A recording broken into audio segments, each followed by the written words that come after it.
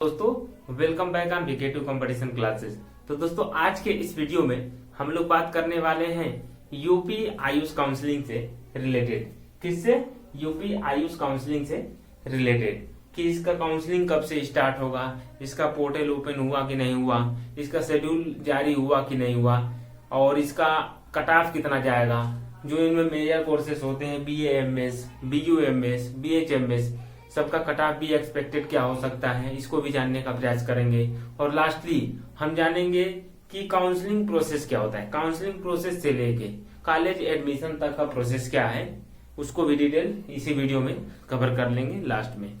तो दोस्तों ये वीडियो बिल्कुल डिटेल्ड होने वाला है यूपी आयुष काउंसलिंग से रिलेटेड इंफॉर्मेशन के लिए। तो चलिए वीडियो में आगे बढ़ते हैं और जानने का प्रयास करते हैं। तो दोस्तों मैं आपको बता दूं कि यूपी काउंसलिंग का जो पोर्टल होता है, ठीक है, यूपी काउंसलिंग पोर्टल, ठीक है, यूपी काउंसलिंग का जो पोर्टल है वो ऑलरेडी ओपन हो चुका है, ठीक है, ओपन हो चुका है, ठीक है। और दूसरा यूपी काउंसलिंग का जो है कि शेड्यूल अभी क्या हुआ है, पब्लिश नहीं हुआ है। कहने का सेंस ये है कि नॉट पब्लिक, नॉट पब्लिक। एक एक चीज ध्यान दो, 50 वीडियो देखने से जरूरत कोई नहीं है। एक एक चीज पे ध्यान दो और 50 वीडियो देखने की कोई जरूरत नहीं है। इसमें टोटल इन्फॉर्मेशन आपको मिल जाएगा एक सिंगल वीडियो में, ठीक है दोस्तों।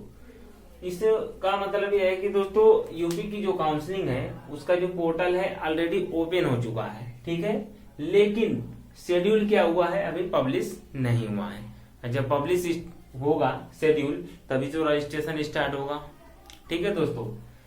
और मैं इस वीडियो को इसलिए बनाया हूं कि जब पोर्टल ओपन हो चुका है, भले से शेड्यूल नहीं जारी हुआ अभी, तो क्या है कि अब रजिस्ट्रेशन यानी कि काउंसलिंग रजिस्ट्रेशन जो है कि स्टार्ट हो जाएगा। क्यों?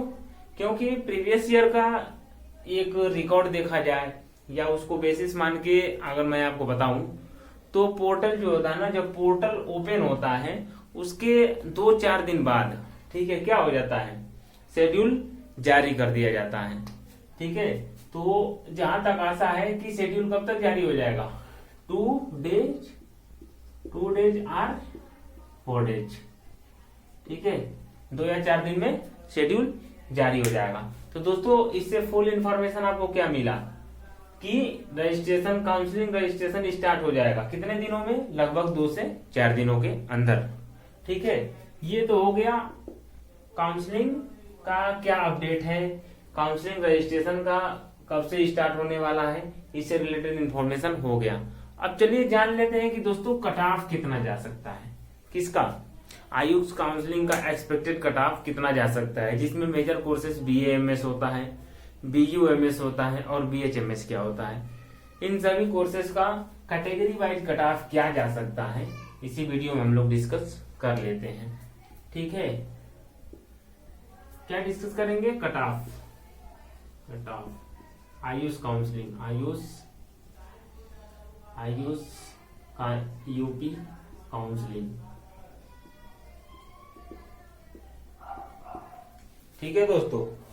तो हम लोग अब जान लेंगे कट ऑफ, ताकि हमको भी पता चले कि कितना नंबर रिक्वायर्ड है किस कोर्स में, ठीक है दोस्तों। तो पहले जान लेते हैं दोस्तों BAMS, ठीक है, BAMS का कट ऑफ जानेंगे, फिर सेकंड नंबर पे जानेंगे BUMS, ठीक है, और लास्टली BHMS जानेंगे, ठीक है, BHMS, ठीक है।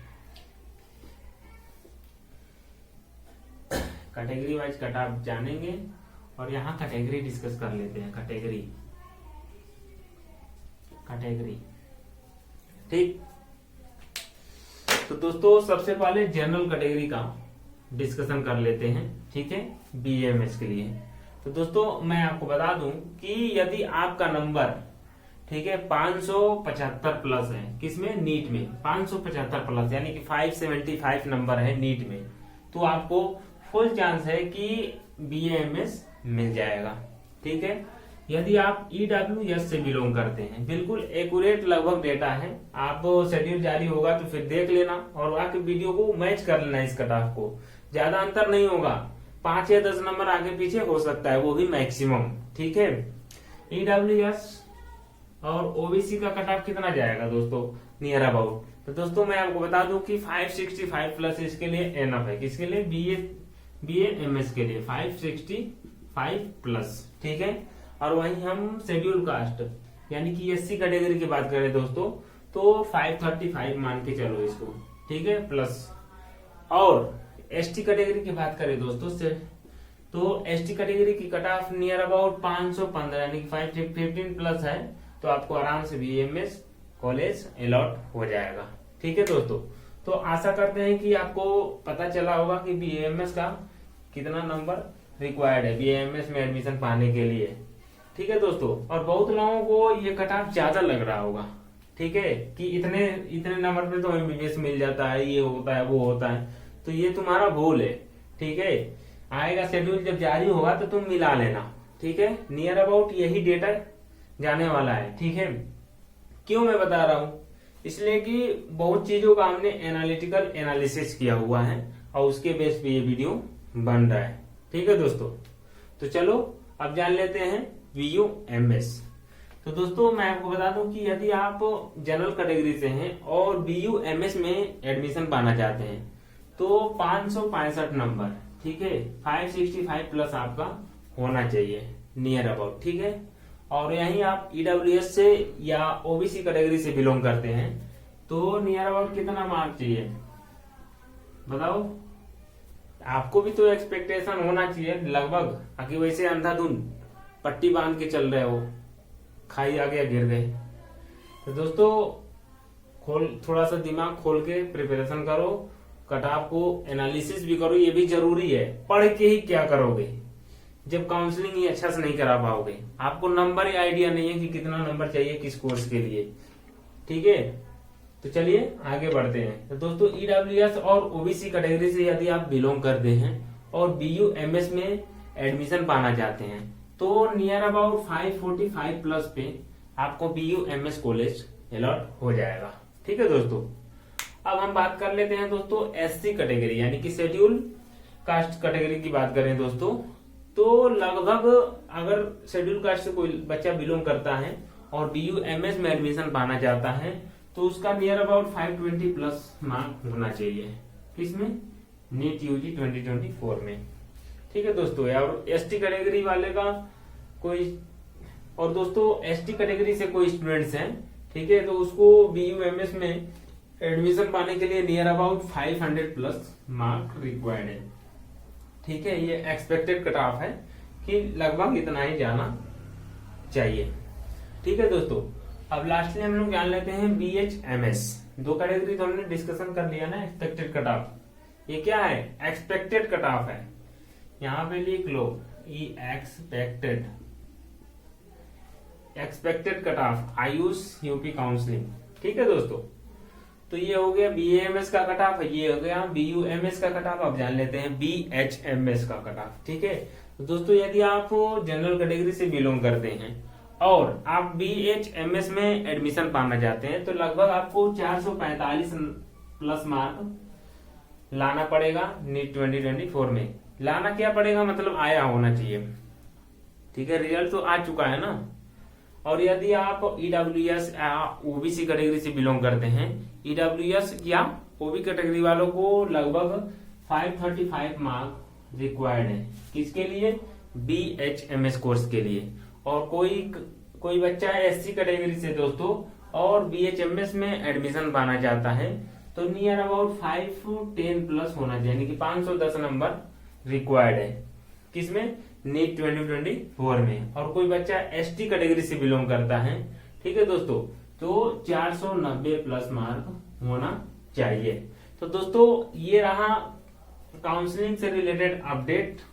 ठीक है, और ये रहा एक्सपेक्टेड कट ऑफ किसका, आयुष कोर्सेज का। ठीक है, वो भी कैटेगरी वाइज। तो दोस्तों चलिए अब जान लेते हैं कि काउंसलिंग प्रोसेस क्या होता है। और लास्टली मैं एक बार और बता दूं कि इसमें केवल 5 या 10 नंबर फ्लक्चुएट कर सकता है, कट ऑफ आगे पीछे हो सकता है, ये मान के चलेंगे 5 या 10 नंबर आगे पीछे हो सकता है। बाकी इसको आप ऑथेंटिक या कह लीजिए रियल मार्क मान के आराम से आगे प्रोसीड कर सकते हैं। लगभग इतने नंबर अगर आप हैं तो आप सेफ जोन में हैं, 5 या 10 नंबर आगे पीछे हो सकता है।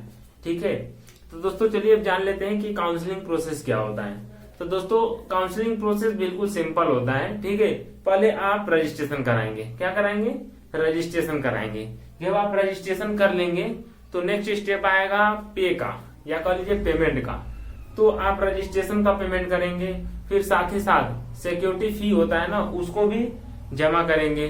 ठीक, उसके बाद से आप क्या करेंगे? ऑनलाइन डॉक्यूमेंट वेरिफिकेशन करेंगे। ऑनलाइन डॉक्यूमेंट वेरिफिकेशन करने के बाद मेरिट लिस्ट जारी करता है। कौन? यूपी काउंसलिंग के जो पोर्टल है उस पे मेरिट लिस्ट क्या होता है? जारी होता है। अब उस मेरिट लिस्ट में अपना नाम चेक करना है। ठीक है, आपका अगर पहला प्रोसेस दूसरा प्रोसेस आप अच्छे से किए हैं और साथ ही साथ डॉक्यूमेंट वेरिफिकेशन अच्छे से किए हैं, तो नेक्स्ट स्टेप जो मेरिट लिस्ट जो जारी होता है नेक्स्ट स्टेप में, उसमें आपका नाम जरूर होगा। ठीक है, जब आपका नाम उस लिस्ट में आ जाएगा तब जाके आप आगे की प्रोसेस के लिए एलिजिबल हो।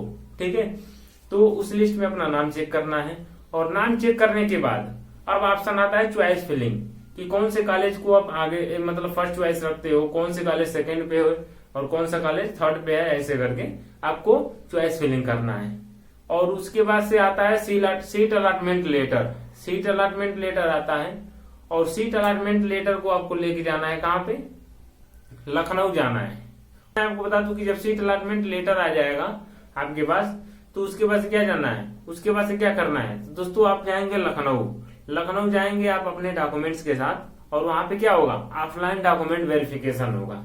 और जब आप ऑफलाइन डॉक्यूमेंट वेरिफिकेशन होगा तो आपको रिपोर्टिंग डेट मिलेगा। तो आप कॉलेज में क्या करेंगे? रिपोर्ट करेंगे। किसके साथ?